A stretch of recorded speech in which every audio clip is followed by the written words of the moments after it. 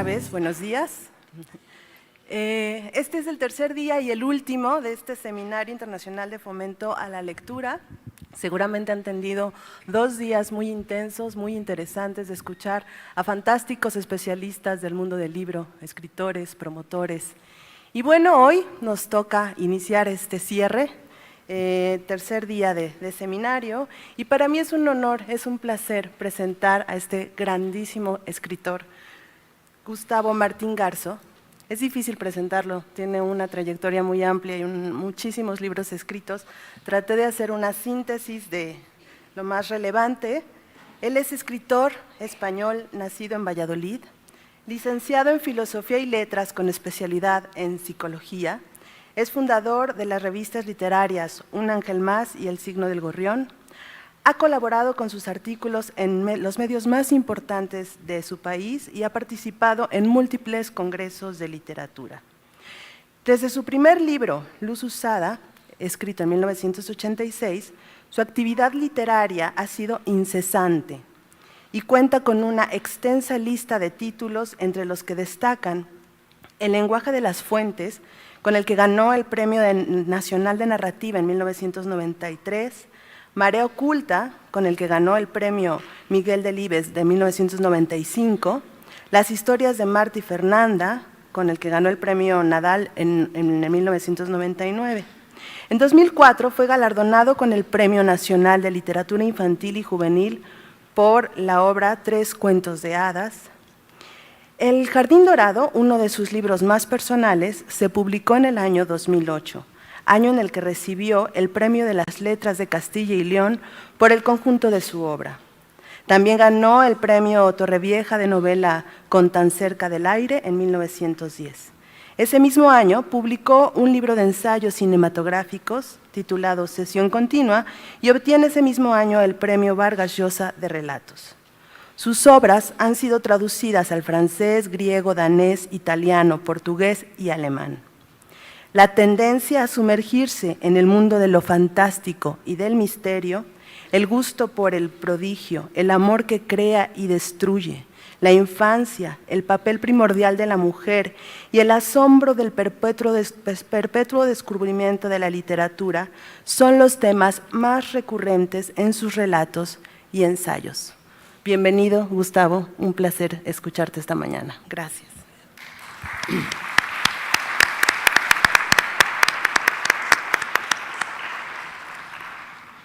Bueno, muchas gracias, Cecilia, por esas palabras tan generosas y tan llenas de cariño.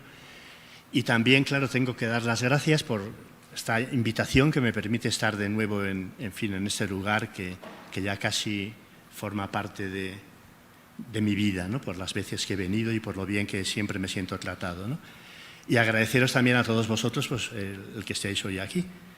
Bien, a mí cuando me pidieron intervenir esta mañana delante de todos vosotros, me ofrecieron un tema que al fin y al cabo era un poco el tema que iba a centrar este congreso o este encuentro, que sería un poco la idea del exilio, la idea del niño emigrante. Es decir, bueno, yo he tratado, sobre todo en las primeras páginas de lo que voy a leeros, de ser fiel, digamos, a esa petición, pero la verdad es que luego yo no sé por dónde he terminado yéndome y bueno, y simplemente os ruego que tengáis paciencia, por lo tanto, conmigo, ¿no? Yo creo que hay una escritora de mi país que vivió mucho tiempo en Latinoamérica, sobre todo en Brasil, que es Rosa Chacel, una escritora que hoy un poco olvidada, pero magnífica, ¿no? Y ella decía una cosa que a mí me gusta mucho citar, y es que la literatura, da igual que se refiera a la literatura como lectura o como escritura, es el deseo de irse por los tejados. Y entonces yo realmente cuando escribo siempre me sucede eso, ¿no? Empiezo sabiendo de dónde parto, pero nunca sé muy bien a dónde voy a llegar, ¿no? Ese irse por las ramas, ¿no? Que es otra manera de decir lo mismo que dijo Rosa Chacel, es para mí la razón más honda de la literatura y, en fin, me temo que es un poco lo que esta mañana también voy a hacer delante de todos vosotros.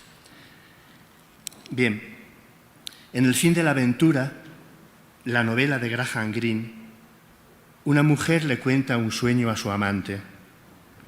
Soñé que teníamos un hijo, le dice.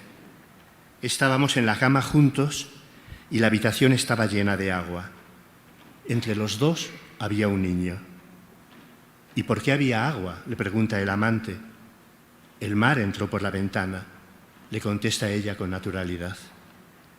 Un niño que viene del agua. ¿No es lo que pasa con todos los niños que nacen?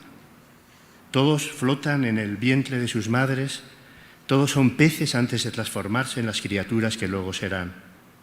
Así empezó la vida. Surgió en los océanos y poco a poco los seres que lo poblaban se fueron aventurando en la tierra. Somos los descendientes de ese exilio acaecido hace miles de años en el planeta. Tal es la primera acepción que el diccionario de la Real Academia da a la palabra exilio, separación de una persona de la tierra o del lugar en que vive. Así es nuestra vida en el mundo, un exilio permanente, un deambular de un lugar a otro, de unas edades a otras, de unos cuerpos a otros. Porque somos forasteros y peregrinos delante de ti, como lo fueron nuestros padres, como una sombra son nuestros días sobre la tierra, y no hay esperanza, se lee en la Biblia. La palabra exilio viene del latín exilium, exilio, destierro, que procede de una raíz indoeuropea que significa andar, vagar. En latín, esa raíz da lugar al verbo ambulare, andar, caminar, al vocablo exul, el que se ha ido, y al adjetivo al hacer, alegre, veloz en su marcha. En griego, de esa raíz surge el verbo aluin, vagar, andar errante. Todas estas acepciones se ajustan a los niños y con más claridad cuanto más pequeños son. Han sido sacados de su suelo, vagan errantes por el mundo sin un destino claro que cumplir, llevan la ligereza y la alegría con ellos. Y siempre se van, porque al crecer, ¿dónde los encontraremos? Barley, el autor de Peter Pan, escribe en esta novela que los 2 años son el principio del fin. Es obviamente una exageración, pero la infancia termina cuando el niño alcanza lo que ha dado en llamarse uso de razón. Es el momento en que ese pequeño emigrante que es el niño debe renunciar al mundo que le es propio para ingresar en el de los adultos. Barley llamó a este mundo perdido la isla de nunca jamás. Todos los niños se interesan por su origen, por ese lugar en el que vivieron antes de llegar al nuestro. Todos relacionan su nacimiento con la idea del viaje. Estaban en un mundo que tuvieron que abandonar para aparecer en otro del que todo lo ignoran. Deben aprender a controlar sus cuerpos, a hablar, a comportarse como se les pide. ¿De dónde vengo yo? Es la pregunta que los niños hacen a sus madres. Y éstas les hablan de aves sagradas que les trajeron en sus picos, de peces que llegaron a sus brazos cuando se bañaban, de cestitos que flotaban en las aguas de los ríos y que ellas encontraron entre los juncos. No sabían quién eran esos niños, pero les gustaban tanto que se quedaban con ellos. En esos relatos siempre está presente la idea del viaje, de alguien que viene de un lugar del que todo se desconoce, que tal vez es el hijo o la hija de un rey que tuvieron que ocultar para que no le pasara nada malo. Antes de estar conmigo, les dicen las madres a sus hijos, eras de los árboles, de las fuentes y los ríos, eras de los animales del bosque, y yo solo te recogí y te cuidé. En la historia de Rómulo y Remo, es una loba la que alimenta a los 2 hermanos. Los encuentra flotando en el río y los recoge y cuida como si fueran sus propias crías con la ayuda de un pájaro carpintero. El lobo y el pájaro carpintero son los animales sagrados de Marte. Niños que pasaron un tiempo con los lobos y que conservaron para siempre la astucia y la fuerza de los lobos. Así son los fundadores de Roma. En muchos cuentos y leyendas se relaciona a los niños con los animales. El nahual, dentro de las creencias mesoamericanas, es una especie de brujo o ser sobrenatural que tiene la capacidad de tomar la apariencia de un animal. De acuerdo con esas tradiciones, todos los niños que nacen poseen un doble protector, un nahual, en el mundo animal, que les es asignado en el momento de su nacimiento y del que heredan tanto su protección como sus cualidades. He sido un niño, una muchacha, una zarza, un pájaro y un pez mudo que surge del mar, escribe Borges. Los niños nunca abandonan ese mundo de las metamorfosis.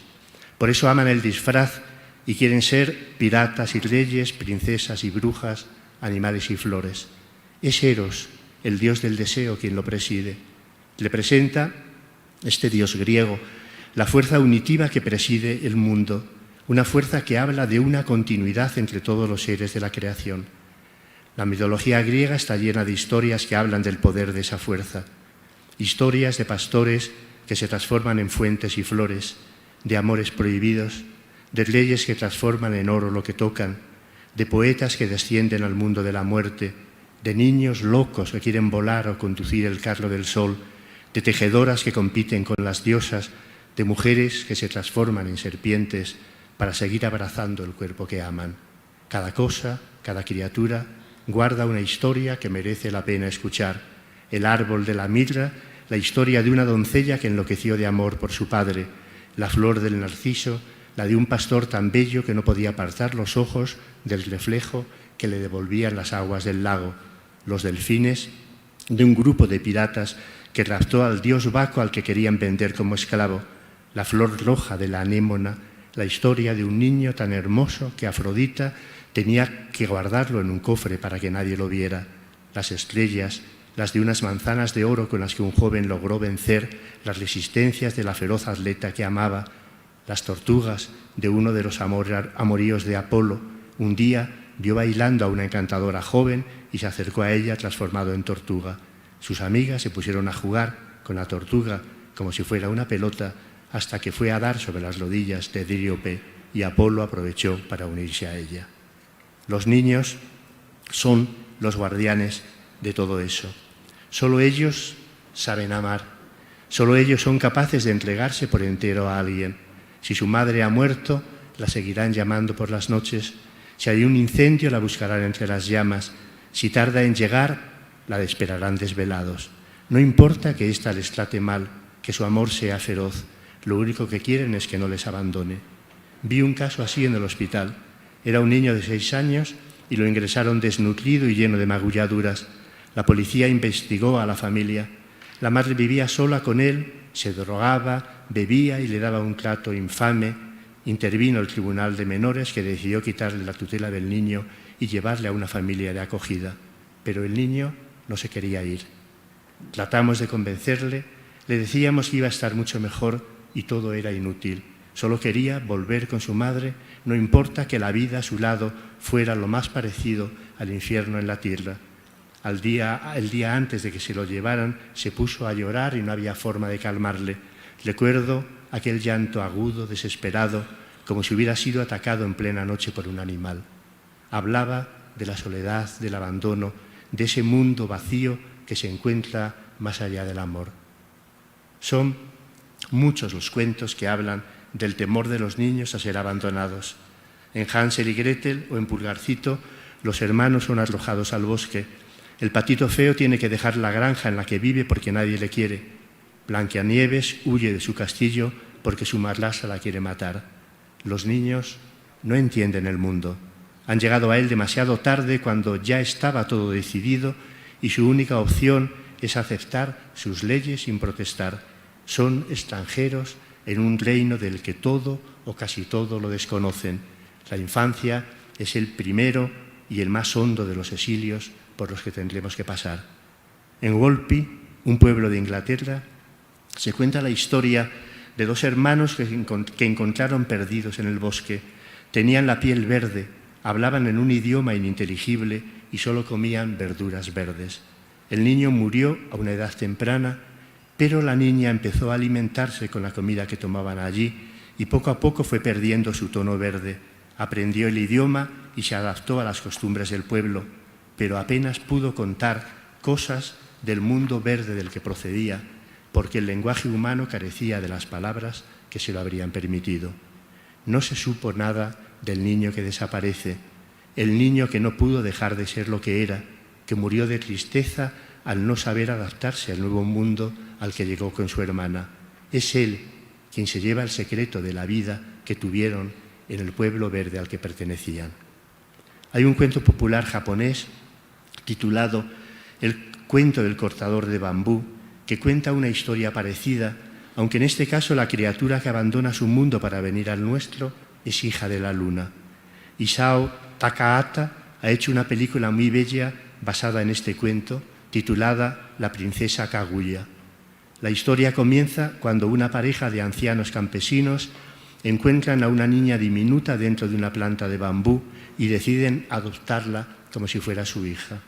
La niña se convierte rápidamente en una joven y hermosa dama que cautivará a todos los que la conocen, incluido el emperador del Japón. Pero pronto la embarga la tristeza, pues comprende que enseguida vendrán a buscarla los habitantes de la luna, y su problema es que no se quiere ir. Ama la montaña en que ha vivido, los campos de bambú, los niños con los que ha crecido y jugado, los pájaros, los insectos, las flores que ha visto nacer, y no quiere separarse de ellos. Finalmente, los seres de la luna vienen a su encuentro y, colocando sobre sus hombros un manto de plumas, la hacen olvidar lo vivido en la tierra y se la llevan con ella. Recuerda a la sirenita del cuento de Andersen. También ella tiene que renunciar al amor de los suyos, a su cola de sirena y, lo que es más importante, a su canto para seguir al apuesto príncipe del que se ha enamorado.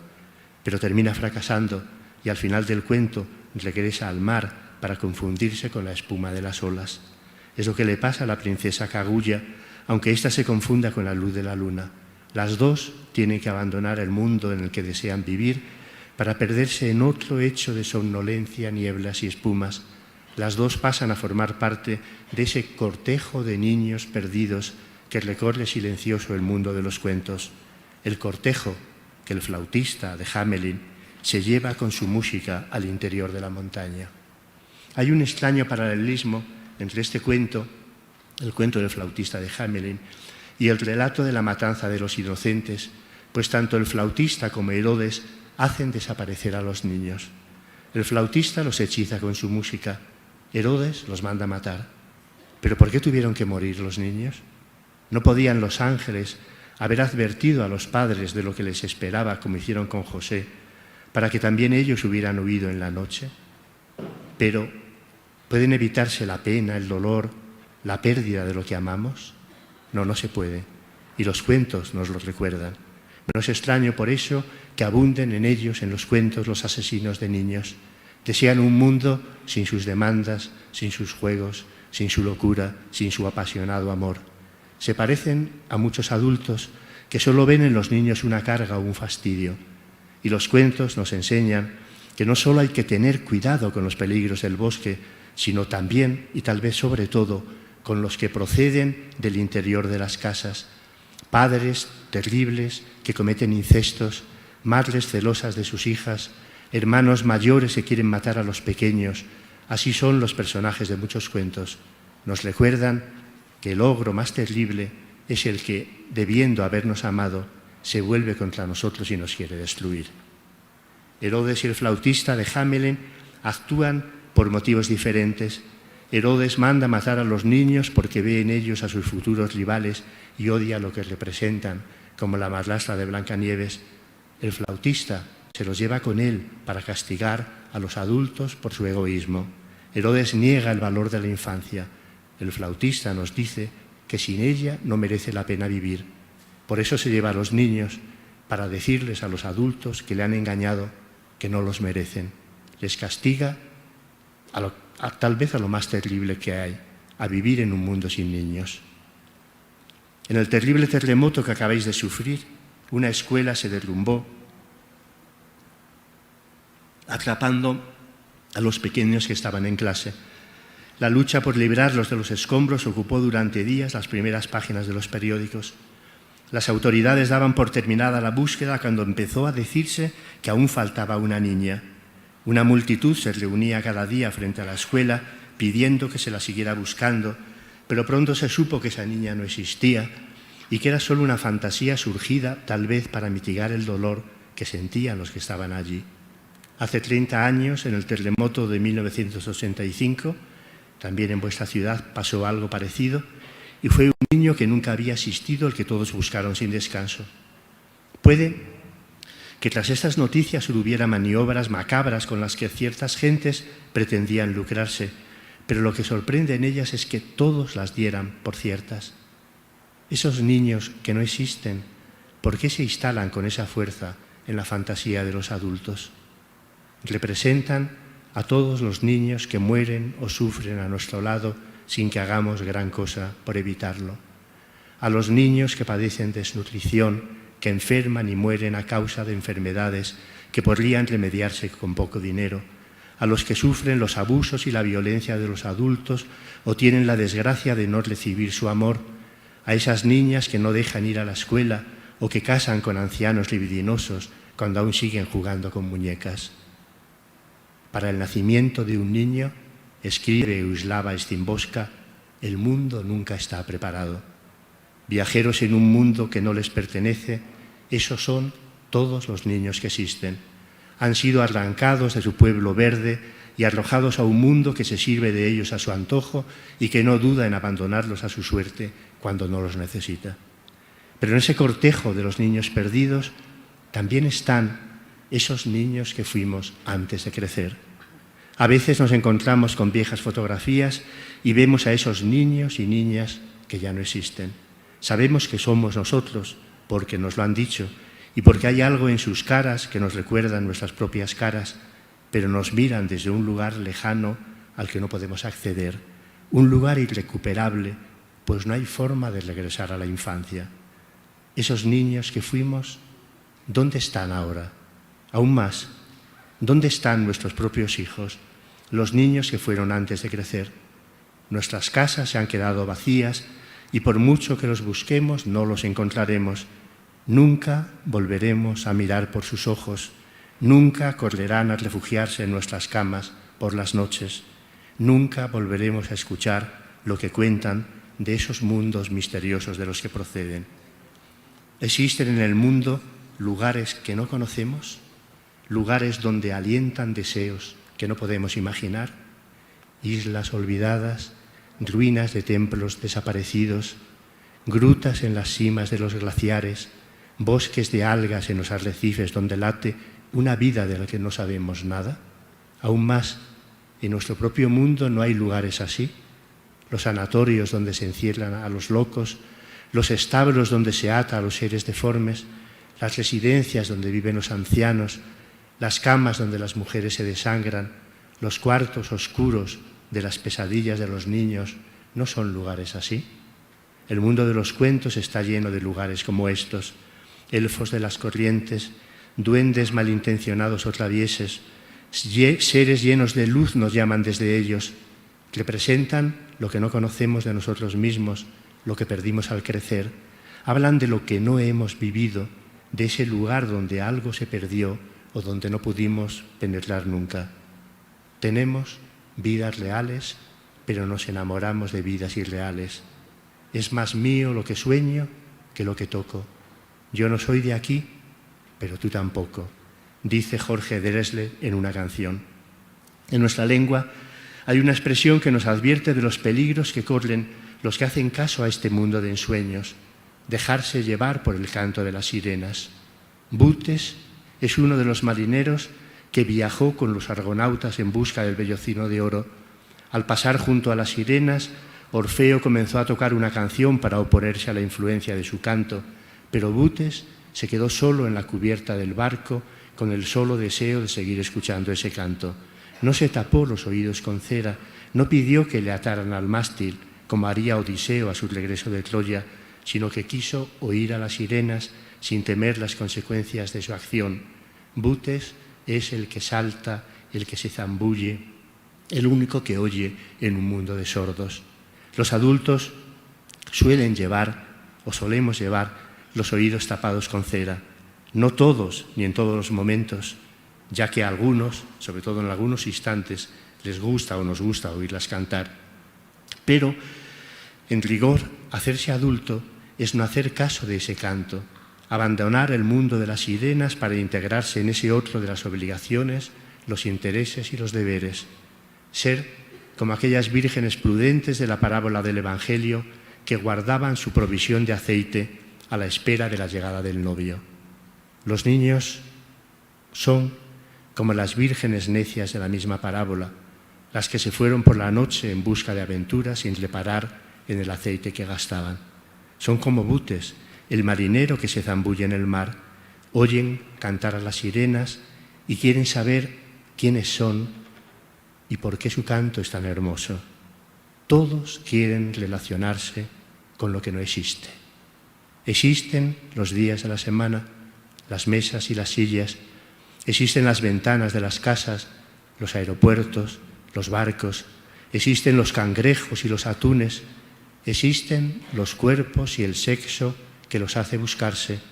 No existe el amor, no existen los niños voladores, no existen las fuentes de oro ni los pájaros que hablan. Acercarse a esas criaturas y esos lugares que no existen es lo que quieren los que oyen a las sirenas. Don Quijote oía a las sirenas y eso le hizo abandonar la triste casa donde pasaba sus días para vivir sus aventuras, porque ¿qué es la aventura sino el deseo de tener un corazón? Todos los personajes que lo intentan deben pasar por pruebas dolorosas y noches oscuras. Tener un corazón nos hace enfermar, porque el corazón es el lugar del extrañamiento, de la apertura hacia lo otro. Alonso Quijano ha perdido el suyo y malvive aburrido en su propia hacienda hasta que vuelve a escuchar sus latidos en las páginas de los libros de caballería. Leer es apostar por los latidos de ese corazón hipotecado, entrar en el mundo de la ilusión. Lo que más sorprende de Don Quijote es su candor, su maravillosa disponibilidad, pero también que a pesar de los líos en que se mete, raras veces pierde la cabeza. Tal es la paradoja de las bellas historias, que cuanto más maravillosas y locas son, más discretos y razonables vuelven a quienes las escuchan. Esa alianza entre fantasía y razón es la que da al libro de Cervantes su encanto imperecedero. Goya lo explicó en su famosa glosa al Capricho 43, El sueño de la razón. Dice Goya, la fantasía, abandonada de la razón, produce monstruos imposibles. Unida a ella, es madre de las artes y origen de las maravillas. En la historia de los argonautas, es Orfeo quien representa esa oculta alianza entre fantasía y razón. Su música es capaz de transformar el canto oscuro de las sirenas en una canción, y la canción surge siempre de un instante de comunicación profunda con los demás. De ahí su importancia en la infancia y su vinculación con el mundo de los hechizos y las primeras promesas. El niño ama espontáneamente la música, ama las canciones que son palabra encantada, palabra que conserva la memoria de esa música que fue en los labios de su madre. Escuchar esa música le permite crear un vínculo de encantamiento y felicidad con los demás. Es eso lo que significa en el cuento de la Cenicienta la llegada al baile, el regreso a ese lugar encantado donde reina la música, un lugar de transfiguración donde, por fin, Cenicienta puede mostrarse como realmente es. En el Cantar de los Cantares hay un pasaje que se suele pasar por alto en que la esposa le habla a su amado de su hermana pequeña. Aún es muy joven y le pide que la lleven a vivir con ellos para protegerla de los peligros del mundo. Recuerdo un viejo documental sobre un lugar de Capadocia, las escenas de la boda entre dos campesinos. Antes de llevar a la novia a su nueva casa, todas las mujeres del pueblo se reunían a su alrededor en el patio y cantaban durante toda la noche. Eran canciones llenas de tristeza en las que hablaban de ese largo tiempo que habían compartido y que ahora tenía que concluir.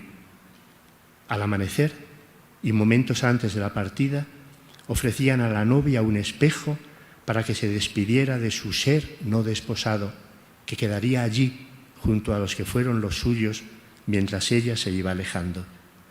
No creo que esa hermanilla del cantar sea una figura que haya que ver al margen de la esposa, sino como esa parte de sí misma que tiene que ver con el tiempo de su infancia, con aquella que fue antes de la boda, con esos otros deseos que esa relación excluyente que mantendrá con su esposo, con lo real, le impedirán expresar. Y lo que la esposa del cantar le está diciendo a su amado es que el amor debe servirles para recibir a ese ser no desposado, a esa otra que la novia ve en el espejo en el ritual de los campesinos antes de dejar su casa. Octavio Paz dijo que había 3 formas de relacionarnos con el mundo. Están los que quieren comprenderlo, los que buscan transformarlo y los que se conforman con hablar con él. Eso hacen los niños, hablar con las cosas, ya que para ellos todo está vivo. Hablan con los árboles, con las grutas, con los torrentes, hablan con los animales y escuchan a los muertos. Se comportan como si del mundo solo conocieran una pequeña parte. El trato con todo lo que desconocen, con lo ausente, está reservado a esos seres que pueblan su fantasía. A comienzos de este verano, una noticia que también tiene que ver con uno de esos niños perdidos de los que estamos hablando, mantuvo en vilo a mi país durante 2 o 3 días. Una niña de 2 o 3 años desapareció en una boda. Había ido a la fiesta con sus padres y no daban con ella. Tras unos días de angustia, la encontraron muerta junto a la vía del tren. Las cámaras de seguridad demostraron que había entrado en la estación y al ver las vías se había puesto a andar por ellas hasta que agotada se quedó dormida en medio y un tren la mató. Nunca sabremos qué pasó en ese tiempo por la cabeza de la niña. Aquellas vías debieron parecerle un camino en la noche. Hablaban de un orden en medio de la oscuridad, un orden como el que reina en su casa, en su pequeño cuarto, donde todas las cosas están en su sitio, el armario donde se guarda la ropa, la cama donde duerme, el cajón con los juguetes. Ese camino de plata, pensaría, la iba a llevar a una de esas cabañas de los cuentos donde se cobijan los niños que se pierden, la casa de los enanos en Blancanieves, la de Ricitos de Oro, la cabaña de Elsa, la princesita de los cisnes salvajes. Esa niña sigue viva en el corazón de sus padres, les visita por las noches, ocupa un lugar en sus pensamientos y ya no crecerá. Los niños muertos son los que nunca crecen. Esa niña perdida en la noche es el símbolo de nuestra propia infancia. Somos todos, escribió Ortega, en varia medida, como el cascabel, criaturas dobles, con una coraza externa que aprisiona un núcleo íntimo siempre agitado y vivaz. Y es el caso que, como el cascabel, lo mejor de nosotros está en el son que hace el niño interior al dar un brinco para libertarse y chocar con las paredes de su prisión. Pero de ese niño interior no sabemos nada. Le sentimos seguir ese camino de plata que trazan las vías del tren en la noche, pero ¿acaso podemos contar su historia? Hasta que los leones tengan sus propios historiadores, las historias de caza siempre glorificarán al cazador, dice un proverbio africano. Las historias que los adultos cuentan de los niños, ¿a quién glorifican? Son muchos los libros escritos sobre esos primeros años de vida, pero es dudoso que sus autores consigan apresar el misterio de ese ser del que se separaron para siempre al crecer. Por lo común, el escritor, más que mostrarnos a ese niño que fue, lo que hace es explicarlo. No puede obrar de otra forma porque antes de los 5 o 6 años el niño no vive enteramente en el lenguaje y escapa, por lo tanto, a cuanto de él se pueda decir.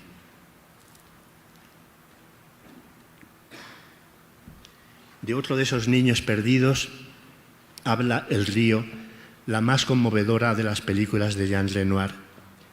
Renoir tiene 56 años cuando rueda esta película. Lleva años viviendo en Estados Unidos, país al que llega huyendo del fascismo y donde encuentra desde el principio grandes dificultades para dirigir. El río, basado en una novela autobiográfica de Ram Menguden, una gran especialista en relaciones juveniles, está rodada en la India. Y este es, en pocas palabras, su argumento. A orillas del Gange, cerca de Calcuta, Harriet y sus amigas Melanie y Valerie, hijas de colonos británicos, reciben la visita del capitán John, un mutilado de guerra.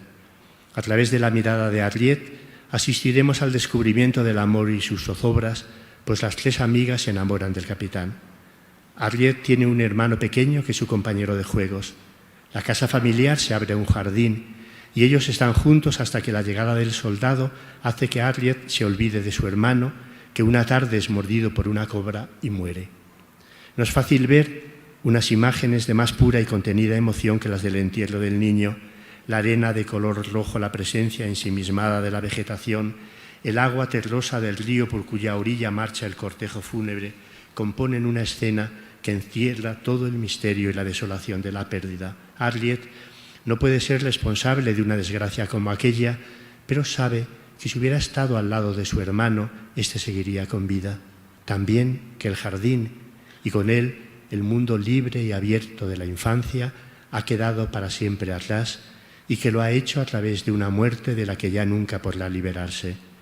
Hay otro elemento perturbador.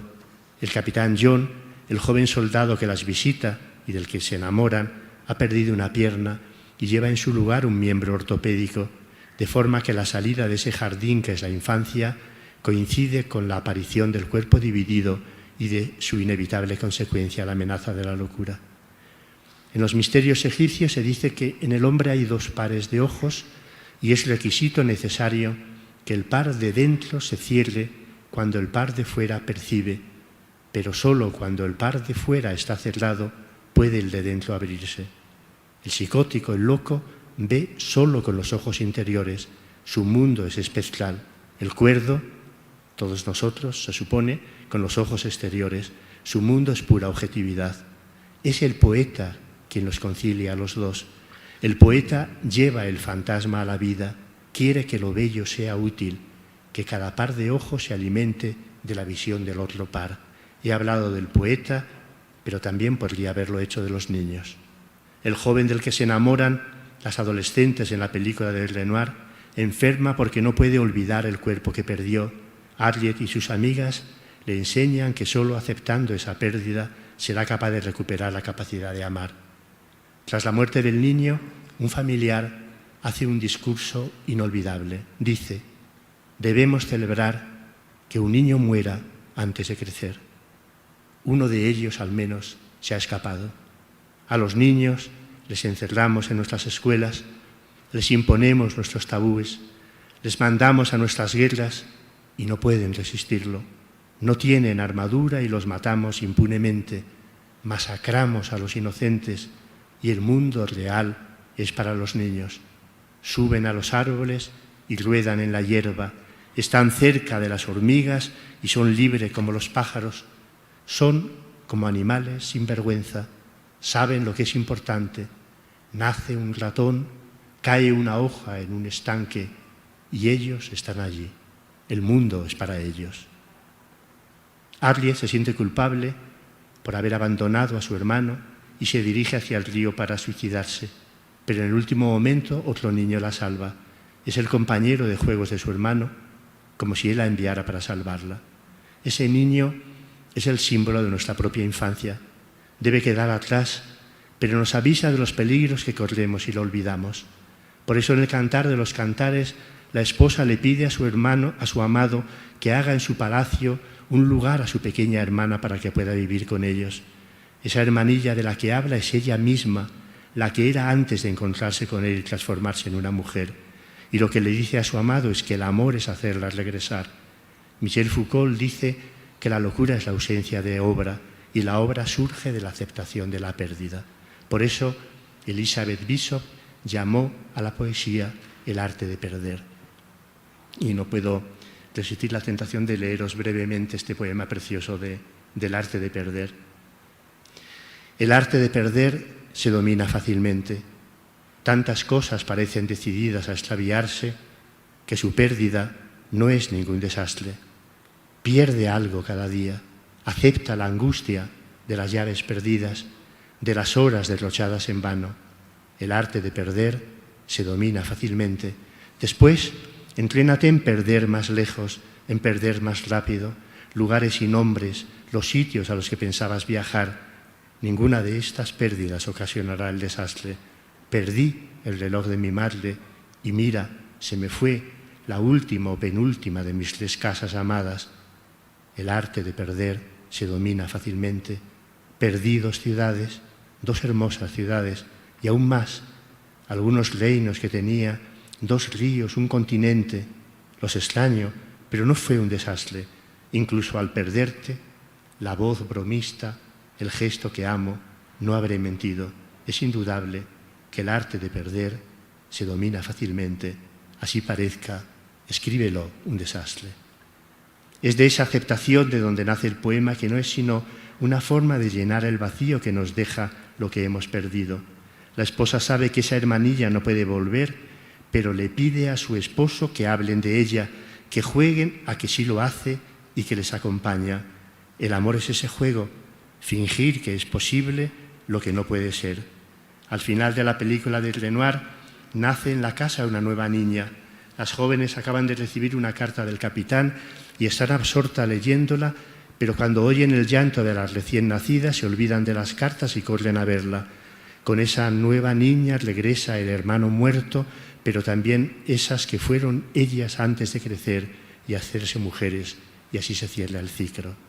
Milán Kundera dice que los niños no son el futuro porque algún día vayan a ser mayores, sino porque la humanidad se va a aproximar cada vez más al niño, porque la infancia es la imagen del futuro. Son los niños los que nos salvan, los que nos enseñan a amar. El amor no es igual para ellos que para los adultos. Los adultos siempre están incómodos cuando aman porque tienen que aceptar su debilidad, que dependen de alguien. El amor les inquieta porque les fuerza a abandonar esa posición de amos con la que se sienten tan a gusto. El niño se sabe sin poder, por eso se pone a la altura de su deseo y habita gustoso su propia falta. También los adultos sienten esa falta. Su problema es que no quieren reconocerla, especialmente cuando son varones. A los niños les gusta sentirla, incluso gozan con ella, la aceptan como una parte inherente a su propio ser. Por eso piden a los adultos que les hablen y así llenarla con sus palabras. Pocos han escuchado esa voz de los niños con la atención y el gozo con que lo ha hecho Barley, J.M. Barley, el autor de Peter Pan. Toda su obra gira sobre el misterio de la infancia. Él no fue un niño feliz y su personaje Peter Pan, el más alegre y loco de los niños, nace paradójicamente de esa desdicha. Por eso Barley mitifica la infancia. Su historia no puede ser más triste. Su hermano Davis muere a los 13 años mientras patina en un lago helado y su madre cae en una profunda depresión que le hace abandonar el cuidado de sus otros hijos. Se ha dicho que su enanismo, apenas alcanzó el 1,50 m, tenía una causa psicogénica y fue debido al total desamparo que entonces sufrió. En toda la obra de Barley late la nostalgia de esa madre perdida.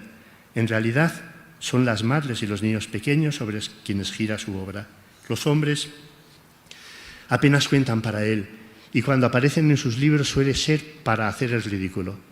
Escribe: siempre hay cosas importantes que hacer en casa. Siempre que hay cosas importantes que hacer en casa, el hombre debe marcharse. Para el hombre, ese ser egoísta, bruto, vasto, la hora de su mujer ha llegado. Y esas cosas importantes siempre tienen que ver con lo que pasa entre una madre y su hijo pequeño. Asomarse a ese espacio de fascinación es el objetivo de todos sus libros, un espacio que no es aún enteramente humano, pues los niños muy pequeños son criaturas a medio camino entre el mundo natural y el nuestro, como pasa con los niños verdes del pueblecito de Inglaterra del que hablamos. El pajarito blanco es el libro donde aparece por primera vez Peter Pan, el niño volador que se niega a crecer.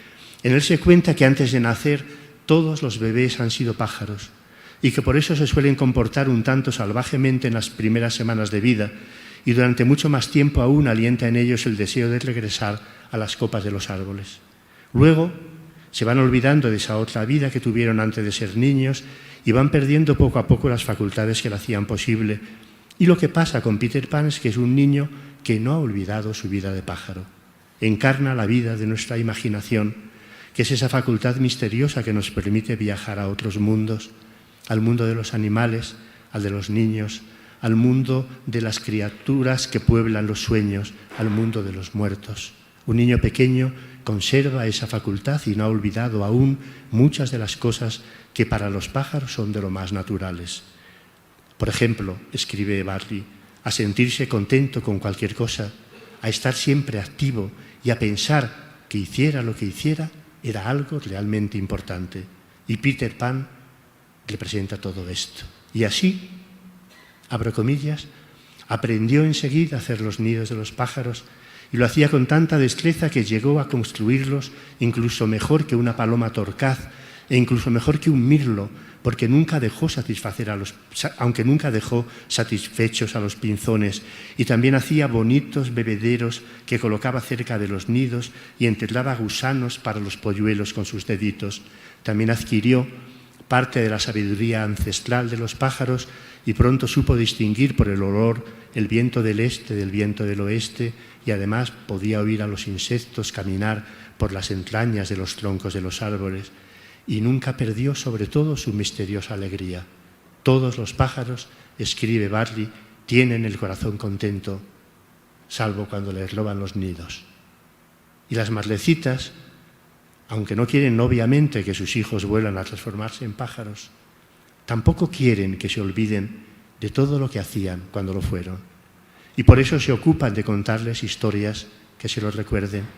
En el mundo de Barley nadie encarna como ellas el mundo de lo amoroso, con sus caprichos, sus desvelos, su candor y su perversidad.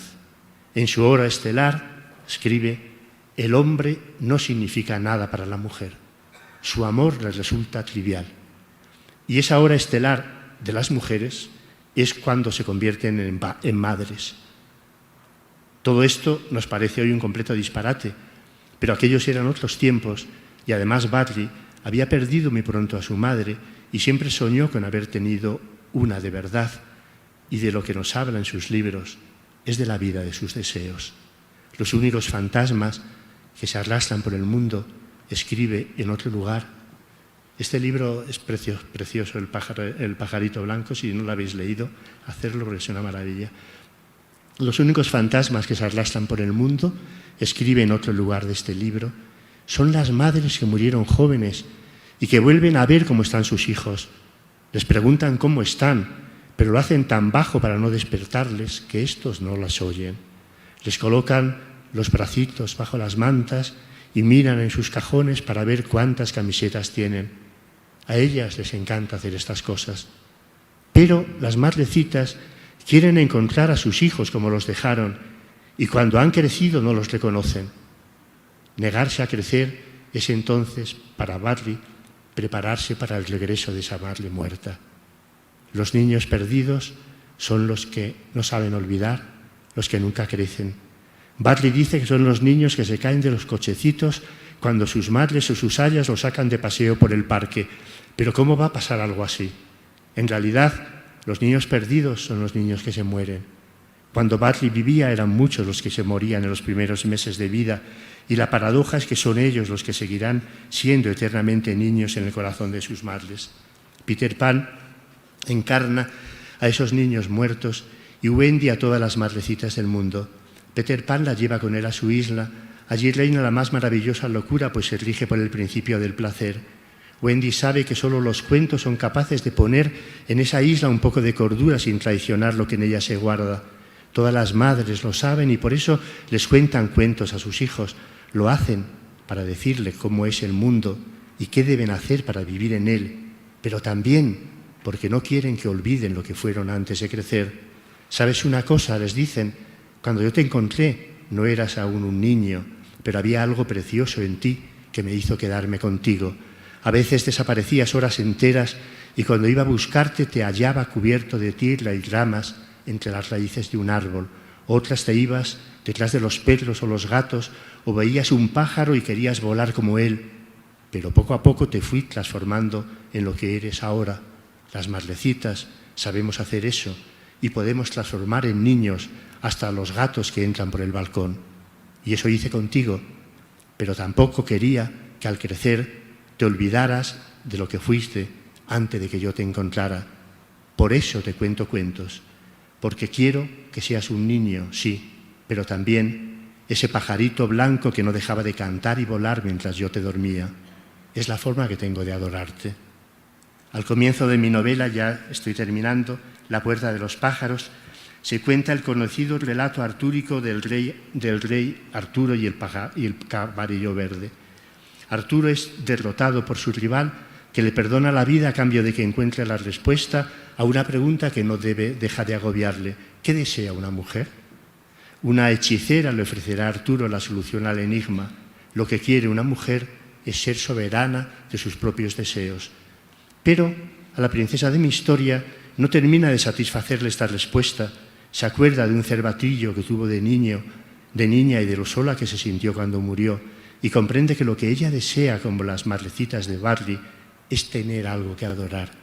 Adorar es abandonar el reino del yo, del sujeto, y desaparecer en esa noche de la que hablan las canciones del alba.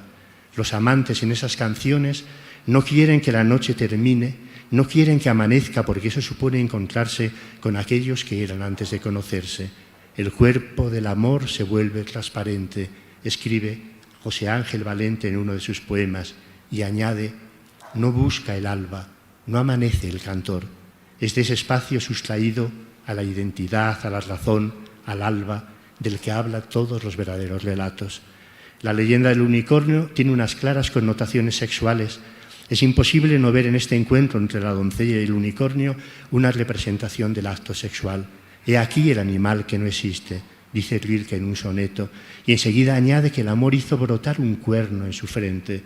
El cuerno del unicornio representa obviamente el falo erecto, que es una metáfora del cuerpo del amor. Es lo que esperamos al escuchar una historia que nos hable de las andanzas de ese cuerpo. Por eso los amantes se vuelven niños cuando se encuentran, y al hacerlo corren grandes peligros, pues la infancia, como el sexo, es el reino donde viven los ogros. No es posible una relación sexual sin despertar a los hijos oscuros e insaciables de los ogros. La tarea de los amantes será aprender a sortearlos, aprovecharse de su fuerza sin dejarse arrastrar a sus dominios. Recuerdo una película de Sinbad el marino. Su prometida ha sido transformada en una criatura diminuta y Sinbad tiene que correr todo tipo de peligros en busca de una flor cuyo elixir posee el poder de devolverle su tamaño original.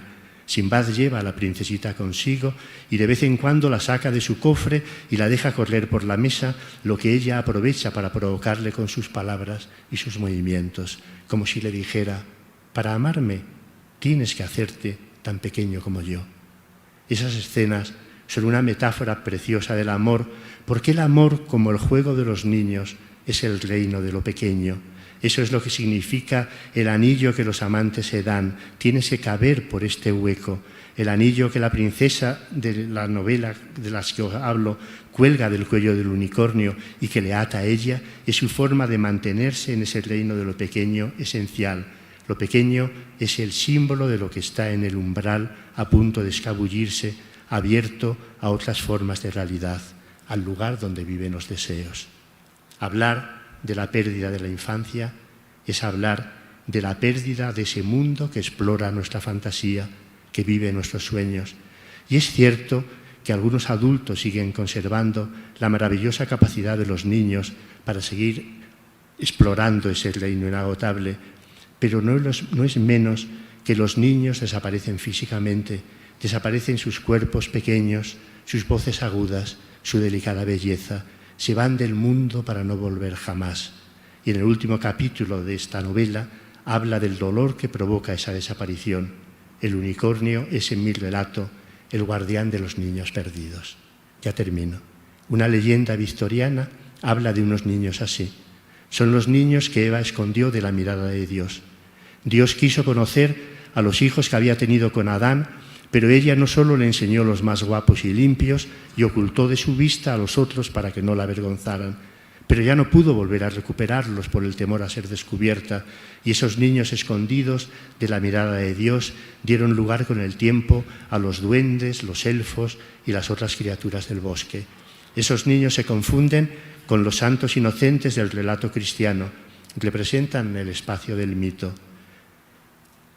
Aún más, para que Jesús niño pueda transformarse en un adulto, debe abandonar ese espacio donde las muchachas hablan con los ángeles, los animales duermen con los niños y hay magos que cubren de regalos a los recién nacidos por creer los reyes. Ese espacio es el espacio de la adoración, tan representado en la pintura medieval y renacentista. Todos los niños deben abandonar ese espacio para crecer y entrar en el mundo real, pero esos niños que quedan atrás, los niños perdidos de Peter Pan, los santos inocentes del relato cristiano, los hijos que Eva escondió de la mirada de Dios, los niños del pueblo verde, los que se llevó el flautista con él, viven misteriosamente en el mundo de los cuentos y siempre regresan. ¿Solo en los cuentos? No, también regresan cuando amamos a alguien. Ellos son el cortejo lleno de caprichos del amor.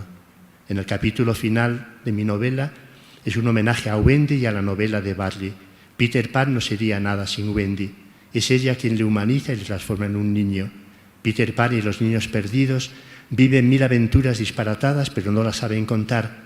Por eso necesitan a Wendy, que es la contadora de cuentos. Ella es la que habla, la que dice, la que pregunta, la que narra. Pero el verdadero narrador no es el que se limita a hablar de lo que ve y conoce, sino el que engendra vida en las palabras. El anillo que en la novela la princesa pone en el cuello del unicornio es un símbolo de esas palabras. Por eso transforma al unicornio herido en un muchacho, alguien que puede hablar. El unicornio representa el cuerpo del amor y la princesa de mi relato busca un cuerpo así. Se interna en el bosque, se recuesta en un claro y finge dormir para que el unicornio acuda a su encuentro. Y cuando por fin lo hace y se duerme sobre su falda, ella también se duerme y lo busca en sus sueños. Pero lo que pasa entonces en esos sueños, ¿quién lo puede saber? Aún más, ¿cómo traerlo al mundo real? El mundo del relato es el mundo de esas muchachas indecibles que duermen en las leyendas. Narrar es conseguir que nos entreguen sus sueños. Muchas gracias.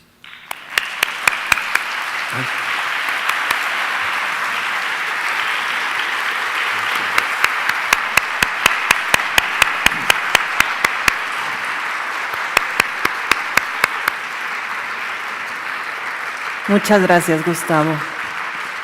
Siempre que te escucho me quedo con un nudo en la garganta. Muy conmovedor tu participación. Y maravillosa esta mirada de la infancia, estos viajeros en un mundo que no les pertenece. Esa capacidad que tienes de ir a lo más profundo y rescatar desde la parte más luminosa hasta la parte más oscura. Y la parte que está relacionada con lo más oscuro de la humanidad, el misterio, el miedo, las miserias. Y bueno, de cómo esto lo llevas al mundo literario y a través de las palabras ves en la fantasía esta posibilidad de ayudar a mitigar pues, lo doloroso y la crudeza de la realidad. Muchísimas gracias. Vamos un poco cortos en tiempo. Habíamos pensado 4 preguntas, ya no hay posibilidad de preguntas. Bueno, pues un abrazo, tiempo, sí. Muchísimas gracias. Un aplauso muy fuerte. Un placer.